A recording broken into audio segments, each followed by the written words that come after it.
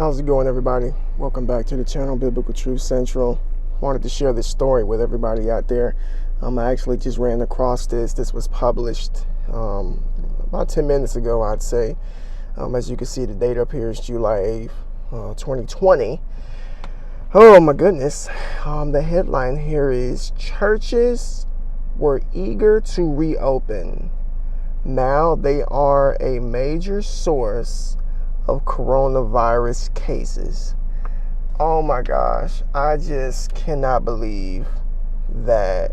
Well, I can believe it because there is a war on Christianity. We should already know that as believers in Christ. And it's not far-fetched for them to try to blame churches for spikes in cases of coronavirus. We've been talking about this for so long on this channel, and I feel like I'm beating a dead horse at this point when I say that those numbers are so fabricated. They are so fabricated. There's so many documentations out there that explain that they are saying you have coronavirus even if you have a common cold. You broke your finger, oh, they're going to diagnose you as coronavirus. Oh, you have a headache, they're going to say you got coronavirus. And now they're trying to just place the blame on the church. Are we surprised, saints? We shouldn't be. Let's go ahead and read this article. And, bear with me. Just go ahead and share it if you feel compelled to do so, okay? Weeks after President Trump demanded that America's shuttery houses of worship be allowed to reopen, new outbreaks of coronavirus are surging through churches across the country where services have resumed. The virus has infiltrated Sunday sermons, meetings of ministers, and Christian youth camps in Colorado and Missouri. It has struck churches that reopened cautiously with face masks and social distancing in the pews, as well as some of that defied lockdowns and refused to heed new limit of numbers of worshipers. My question to this is, how do they know that the churches are the mass majority of the cases of coronavirus? How do they know that? How do they know it's the church's fault? Let's continue. Pastors and their families have tested positive, as have church ushers, front door greeters, and hundreds of church goers. In Texas, about 50 people contracted the virus after a pastor told congregants they could once again hug one another. In Florida, a teenage girl died last month after attending a youth party at her church. This is not enough information to go off of. It's not enough information to go off of. Am I saying that people are not dying from this virus? No, I'm not saying that. But what I am saying is that there's a 90% recovery rate. And the people that do pass away from the virus, it probably wasn't the virus that killed them. It was probably an underlying health condition, but they throw this out there to say that, well, a teenager died, so we're all at risk, because we thought that you had to be elderly or of middle age to be at risk. But now they're saying, you see, kids are dying, and everyone's going to die if you get it at this point, because they act like this is the angel of death. More than 650 coronavirus cases have been linked to nearly 40 churches and religious events across the United States since the beginning of the pandemic, with many of them erupting over the last month as Americans resume their pre-pandemic activities, according to the New York Times database. There's a fine line between protecting the health and safety of people and protecting the right to worship, said George Murdoch, a county commissioner in northeastern Oregon, where the largest outbreak in the state has been traced to a Pentecostal church in the neighboring county. It is one we've been walking very nervously along. While thousands of churches, synagogues, and mosques across the country have been meeting virtually or outside on the lawn and in parking lots to protect their members from the virus, the right to hold service within houses of worship became a political battleground as the country crawled out of lockdown this spring. Now, let me stop right there for a second. They said that this became a political battleground because people want to go to church, because people want to fellowship and worship.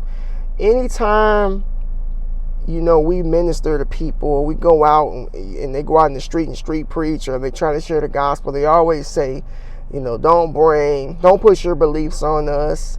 There needs to be division between church and state, church and state, church and state. They love to say that, but now all of a sudden it's a political battleground because they choose to want to go to church.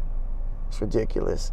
In May, the president declared places of worship part of essential service, and rightfully so, folks, and threatened through it was uncertain he had the power to do so, to override any governor's orders keeping them closed. But now, as the virus rages through Texas, Arizona, and other evangelical bastions of the South and the West, some churches that fought to reopen are being forced to close again and grapple with whether it is even possible to worship safely together. Okay, I knew this was coming. I knew this was going to happen, that they were going to try to once again close the doors of the church. Folks, the church is in trouble. The church is in trouble. It really is. This is why I've been telling people so much that they need to get right with God now, and men of God need to step up and start preaching, start sharing the gospel. If they close the doors of the church again, we need to show them that we don't need the building, that we are the church, and we can show the world that we are the church if we do so. Let's finish up this article.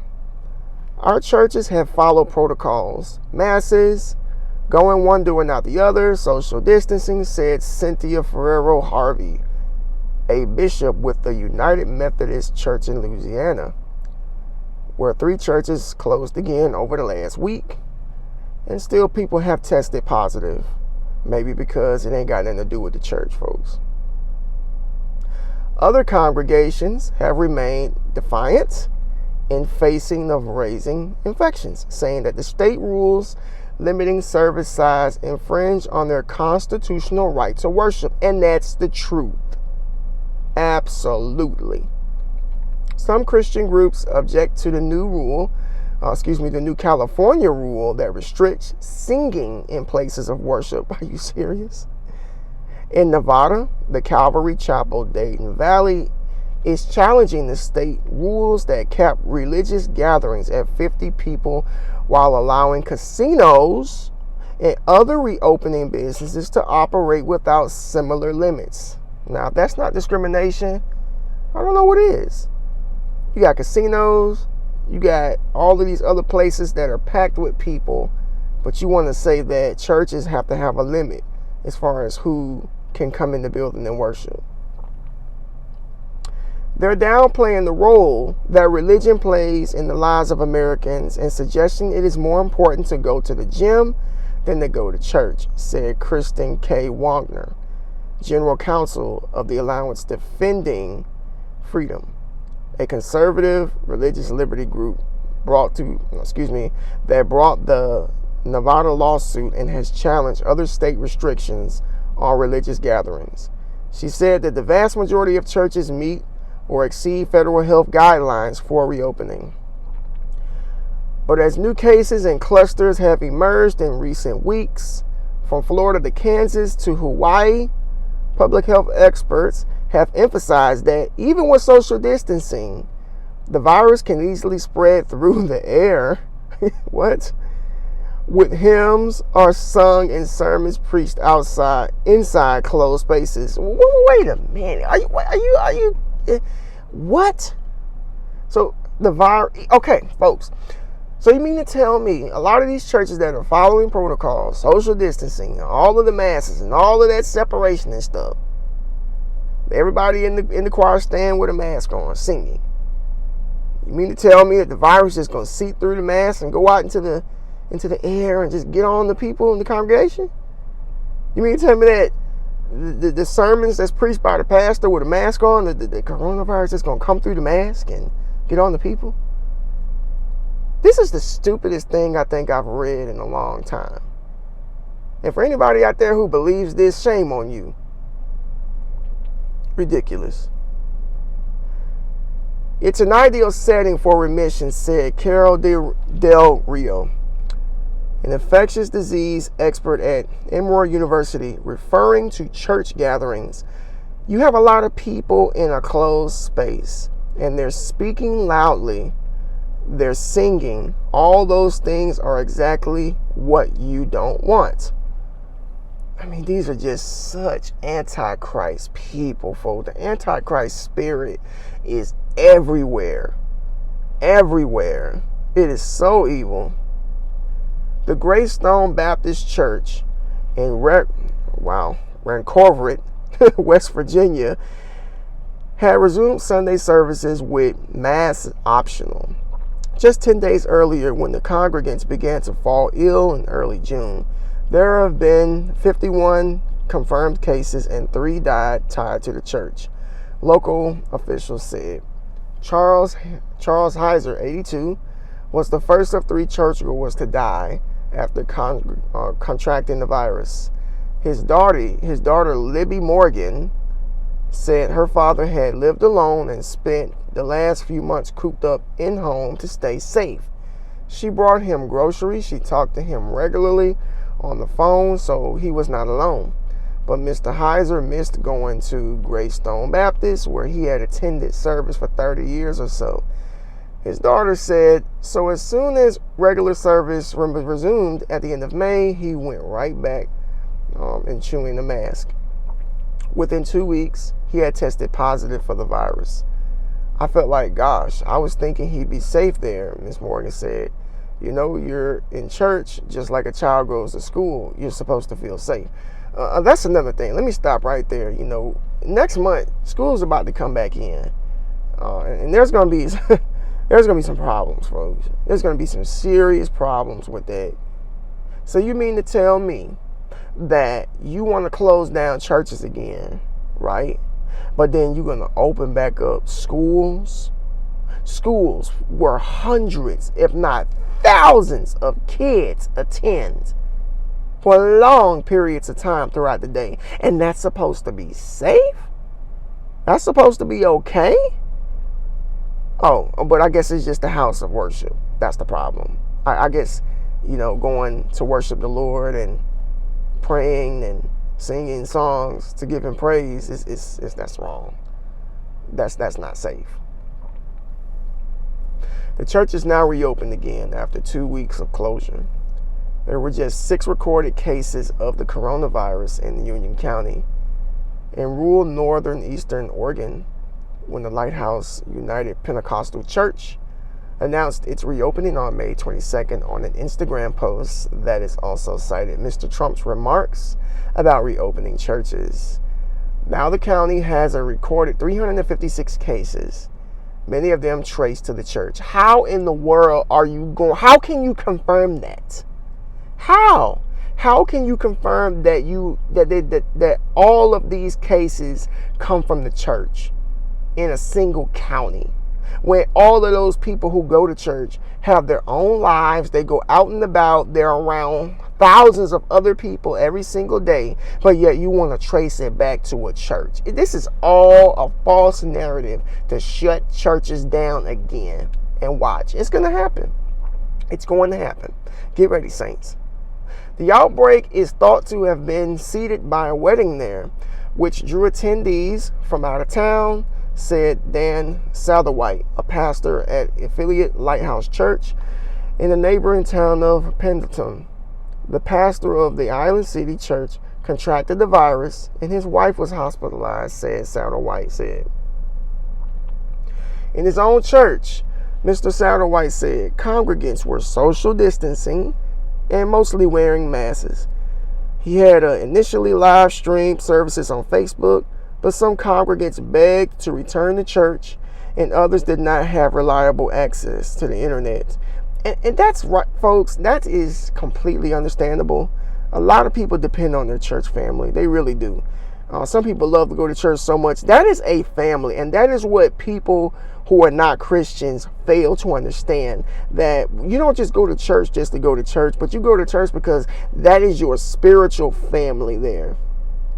That holds you accountable, that helps teach you, that keeps you on the straight and narrow.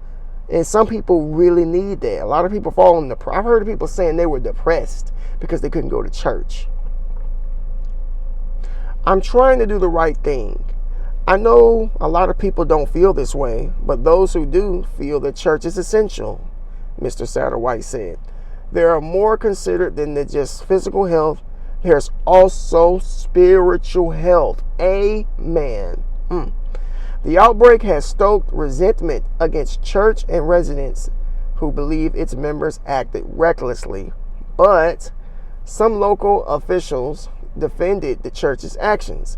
In a virtual town hall event, Sheriff Boyd Rosman of Union County said the congregation had moved services outside in an effort to socially distance after a complaint was made to the sheriff's office.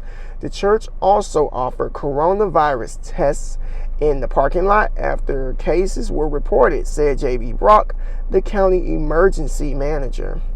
In Texas, Pastor Ron Albright said to the church, the Calvary Chapel of San Antonio, had followed the letter of the law and tried to practice social distancing since it was allowed to reopen in May. The ushers greeting and the leaders of the children's ministry wore face masks. Families sat spaced out in the pews. About half the congregation wore masks. But yet it's still not enough, apparently. But they want the whole world to wear a mask. But I guess it doesn't work in the church. But now about 50 congregants and staff members, including the pastor and the wife, have tested positive for coronavirus. Mr. Albright said all the cases have been mild so far. He does not know how the virus spread it in the church or who brought it in, but that now he regrets announcing after several weeks of resuming service that congregants could hug one another again. In retrospect, I would have said, just remain at distance, he said. In a spiritual environment, we had people who were away from fellowship for so long, and in isolation, they were hurting. We just got to the point where we thought we would need to have normal church services. Over 80 cases have been linked to Kennecott camps, a Christian youth ministry, a Christian youth camp in Missouri. Melissa Fisher, a parent those teachers attended the facility in early June, said that camp leaders had campers quarantined themselves for 2 weeks before arriving in the monitored temperatures. Campers were given masks to wear in group settings, although they were not required to wear the masks. When they were in smaller groups of the campers, they were rooming with spending the night, she said. I don't think the camp should be penalized over the dark in having the camp, she said. They went above and beyond for the kids to have some sort of normal life. And this is a very long article, guys. I mean, if you want to go back and read it, I'm not going to keep reading. I mean, I feel like I read too much, to be honest with you. I'm not, this isn't story time. If you want to read this article, I'll put a link in the description of this story here, because this video is already long enough as it is. But I had to share this with everybody because this is nothing but an attack on Christianity. It's nothing but an attack on the church. You're not going to hear about attacks on nightclubs. You're not going to hear about attacks on restaurants. You're not going to hear about attacks on rallies, protesting groups. You're not going to hear about attacks on schools, but you're going to hear about attacks on houses of worship. Like I said, the Antichrist spirit is running rampant. And you can just tell. It's only a matter of time before they close churches down again. So since that's the case, let's go ahead and expect it to happen, and let's get our households in order, and let's continue to worship God in spirit and in truth, and share the gospel with every living creature. Don't be discouraged. Don't be upset. Okay? There's so many other ways we can worship, fellowship with each other. There's so many other ways we can keep in contact. There is. We just have to do what we have to do. The first century church, they used to gather in secret. They did what they had to do to worship. Let's stop acting, Christians, let's stop acting helpless. Let's stop acting like we can't do something. Let's stop acting like there's no alternative. If they try to say that the churches are closed, again, we're going to have to show them a site. That's just a building. We are the church. This is not going to break us. This is not going to determine our faith. This is not going to pull us away from God. You can worship God anywhere. Anywhere. But I had to share this with everybody out there. I'll put the article in the description, and, judge for yourself. God bless each and every one of you. Thank you for listening. Be sure to subscribe to the channel if you're new. God bless. Peace.